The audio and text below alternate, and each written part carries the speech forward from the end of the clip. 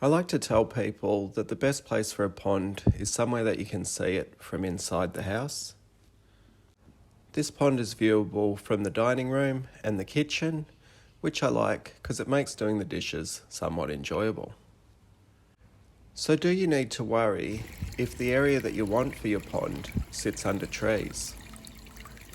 In this video, I want to talk about what you can expect if you're going to be dealing with a lot of leaf material, how it will affect maintenance, will it promote or hinder algae growth, and will it stain the water?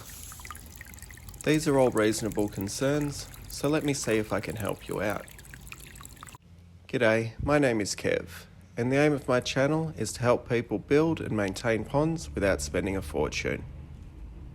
If that sounds like something that interests you, feel free to subscribe and check out my website, ozponds.com. The first thing I want to point out that even when the pond is full of leaf debris, I still think it's incredibly beautiful. I do love seeing the pond and plants change with the seasons. When it comes to algae growth, the trees can be both a blessing and a curse. During summer, the trees help shade the pond, which helps reduce algae growth. Algae need sunlight, carbon dioxide and minerals, most notably nitrogen and phosphorus. Algae also tends to grow quicker in warmer water. The trees around the pond are blocking out some sunlight, and by providing shade to the water, they keep the pond temperature cooler. This makes quite a difference in a shallow backyard pond like this one. But when the leaves drop in the water, they start to break down and release carbon, nitrogen, and phosphorus, which are all food sources for the algae. The leaf litter can also stain the water. It should still be nice and transparent, but it will probably take on a brownish hue. It's important to remember that this is tannins and they're natural and won't harm the fish or other aquatic animals. It's all just part of nature. Tannins can be removed from the water with activated charcoal if it's something that really bothers you. So to prevent the negative impacts of the leaves, the best course of action is to remove as many as you can. This can be as simple as netting the pond when there's a lot of leaf buildup. We can also make maintenance easier on ourselves by creating a skimmer or intake bay. This pond has a DIY skimmer that I made using a bucket. The pond pump sits inside the skimmer and water is pulled into the bucket. Along with the water, anything floating on the pond surface is also pulled into the skimmer. I'll put a link in the description on how this one was built if you're interested. It can easily be added to an existing pond. A lot of the debris is being pulled into the one location where I can easily remove it. In this setup, I have sponges over the top of the pump to prevent it from clogging. While I'm cleaning out the skimmer, I like to check the pump. This is a low volt DC variable speed pump. These are my favourite type of pumps. They're incredibly energy efficient. I'll put a link in the description if you're interested.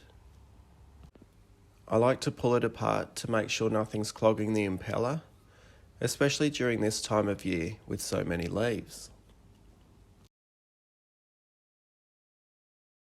Today it all looks good, and I just reassemble it. At the moment, the water is really cold, so I just use an aquarium net to remove any gunk and leaf material from the bucket. Then I just give the sponges a quick rinse. You can see the main sponge has a hole to allow the plumbing from the pump to pass through. Now I just reconnect the pump to the plumbing line and put the sponges back in. Then I turn the pump back on and I'm all done in under 5 minutes. An hour after netting the pond and cleaning the skimmer, the water is back to being nice and clear. Not that you can really tell with the glare, you just need to trust me. On this pond, I tend to check the skimmer and pump every month or so, but if you want even less maintenance, you can build an intake bay. An intake bay is just a supersized skimmer. This is another pond, and you can see the leaf material is being pulled into this cove. Meanwhile, the main pond is pretty free of leaf material. Because an intake bay is bigger, it doesn't clog as easily or as quickly. The way it's designed also means that you rarely need to even remove the pump to check it. I only check my intake bay pumps once a year. You may have noticed that even before I removed any of the leaf material, the water is still very clear and you can see every leaf under the water. Almost all my ponds have an intake bay or skimmer system working in conjunction with a bog filter.